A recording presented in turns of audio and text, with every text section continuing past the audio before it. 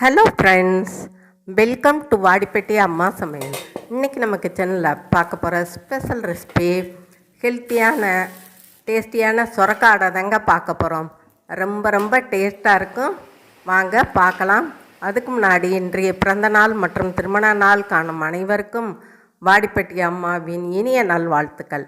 Skip பண்ணாமல் பாருங்கள் friends. பிடிச்சிருந்தா ஒரு லைக் ஒன்று போடுங்க. வாங்க இப்போ வீடியோக்குள்ளே போகலாம். இப்போ நான் நாட்டு சொரக்காய் எடுத்திருக்கேன்.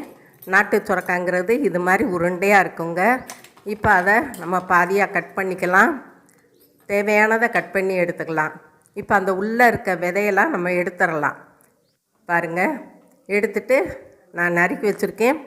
இதை நம்ம காய் சீவுறதில் வச்சு நல்லா பூவாட்டம் சீவி வச்சுக்கிறணும் ஃபஸ்ட்டு. இப்போ சீவி வச்சாச்சு. பாருங்கள், நல்லா தேங்காய் பூ போல் இருக்குது. அதை ஒரு பாத்திரத்தில் போட்டுடலாம். இப்போ பெரிய வெங்காயம் ஒரு வெங்காயம் எடுத்திருக்கேன். 2 பச்சை மிளகாய் அதையும் சேர்த்துக்கலாம். கொஞ்சம் கருவேப்பிலை, கொஞ்சம் கொத்தமல்லி தழை அதையும் சேர்த்துக்கலாம். கொஞ்சம் மஞ்சத்தூள், கொஞ்சம் 1 ஸ்பூன் சின்ன ஸ்பூனில் மிளகாத்தூள் போட்டிருக்கேன். இஞ்சி பூண்டு பேஸ்ட்டு அது ஒரு 1/2 ஸ்பூன் போட்டுக்கலாம். தேவையான உப்புத்தூள், கொஞ்சம் ஜீரகம் சேர்த்துக்கிறோம். இந்த சொரக்காய் அடைக்கி பைண்டிங்க்கு ஒரு 2 ஸ்பூன் கடலை மாவு சேர்த்துருக்கேன். பத்தாட்டி நம்ம திருப்பி கொஞ்சம் சேர்த்துக்கலாம். இப்போ தண்ணி விடாமல் இதை ஃபஸ்ட்டு கலந்துக்கிடுவோம். ஏன்னா சொரக்காயில் நீர் விடும். வெங்காயம்லாம் போடுறதுனால நம்ம தண்ணி சேர்க்க வேண்டாம். பாருங்கள், நல்லா இந்த மாதிரி கெட்டியாக பிசைஞ்சுக்கிடுவோம். தேவைன்னா கொஞ்சம் தண்ணி சேர்த்துக்கலாம். ஏன்னா அடைப்பதத்துக்கு நம்ம தட்டினா வரணும், உதிரி உதிரியாக பிரியக்கூடாது. அதனால் நான் இன்னும் கொஞ்சம் தண்ணி சேர்த்துருக்கேன். சேர்த்துட்டு பிணைஞ்சிக்கலாம். இது சொரக்காயை நம்ம செஞ்சு கொடுத்தா குழந்தைங்க சாப்பிட மாட்டாங்க. நீங்கள் இந்த மாதிரி ஒரு அடையாக செஞ்சு கொடுங்க, நல்லா விரும்பி சாப்பிடுவாங்க. ரொம்ப டேஸ்ட்டாகவும் இருக்குங்க. இந்த டேஸ்ட்டு அந்த சொரக்காய் தேங்காய் சில் மாதிரி இருக்கும் நம்ம சாப்பிடையில். பாருங்கள், இப்படி தட்டும்போது நமக்கு கரெக்டாக வரணும். ஆனால் பைண்டிங்க்கு வரல. நான் இன்னும் கொஞ்சம் கடலை மாவு சேர்க்க போகிறேன். அப்போத்தே பிரியாமல் அடை வரும். கொஞ்சம் 1 ஸ்பூன் சேர்த்துக்கலாம். பாருங்கள், சேர்த்துட்டு நல்லா பிசைஞ்சு எடுத்துக்கலாம். இது ரொம்ப ஹெல்த்தியானதும் கூடங்க. இப்போ நல்லா தண்ணி விடாமையே அந்த கொஞ்சமாக தண்ணி ஊற்றி தெளித்து நம்ம பிசைஞ்சு வச்சுக்கிட்டோம். இப்போ ஒரு தோசைக்கல்லை அடுப்பில் வச்சு நல்லா காயட்டும். காய்ஞ்ச முன்னாடி கொஞ்சமாக மாவெடுத்து இந்த மாதிரி அடை மாதிரி இப்படி தட்டிக்கலாம்.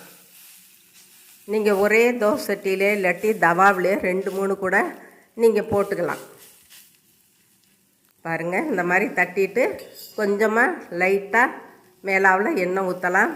குழந்தைங்கன்னா நெய் கூட நீங்கள் ஊற்றி சுட்டு கொடுங்க. ரொம்ப முறுமுறுன்னு இருக்கும். பிள்ளைங்க விரும்பி சாப்பிடுவாங்க. பாருங்கள், அடை சாப்பிடாத பிள்ளைங்க கூட இந்த அடை கொடுத்தீங்கன்னா சாப்பிடுவாங்க. ஏன்னா அந்த சொரக்காய் நம்ம சாப்பிடும்போது பல்லில் கடிபடும்போது அப்படியே தேங்காய் சில் நறுக்கி போட்டது மாதிரியே இருக்கும். அந்த அளவுக்கு டேஸ்ட் கொடுக்கும். இப்போ திருப்பி போட்டு அதுலேயும் எண்ணெய் ஊற்றி எடுத்து வச்சுக்கலாம். பாருங்கள், நல்லா வெந்துருச்சு. இப்போ இன்னொரு அடையும் நம்ம அதில் போட போகிறோம். இப்படி மெல்லிசாக ஒரு அடை பக்குவத்துக்கு நம்ம தட்டிக்கலாம். பாருங்கள், தட்டிட்டு கொஞ்சமாக அதில் எண்ணெய் ஊற்றிக்கலாம். எண்ணெய் ஊற்றவும் நல்லா வேகுது. ஒரு இட்லி மூடியை போட்டு மூடி வச்சுருவோம். அடுப்பு எப்பயும் ஸ்லோவிலேயே இருக்கட்டும். கொஞ்சம் மிதமான தீயில் ரொம்ப வச்சோம்னா கறி போகும். இப்போ பிரட்டி விட்டுட்டோம். பிரட்டிட்டு இதுலேயுமே லைட்டாக எண்ணெய் ஊற்றிக்கலாம். இப்படி ஊற்றி சாப்பிட்டாத்தே அந்த அடை ரொம்ப டேஸ்ட்டாக இருக்குங்க. பாருங்கள், அவ்வளோதேங்க. நல்லா வெந்து வச்சு கோல்டன் ப்ரௌன் கலருக்கு இப்போ எடுத்து வச்சிடலாம். இதுக்கு நீங்கள் சட்னி, கார சட்னி ரொம்ப ரொம்ப டேஸ்ட்டாக இருக்கும். தேங்காய் சட்னியும் நல்லாயிருக்கும். நான் இன்றைக்கி கார சட்னி தாங்க வச்சுருக்கேன்.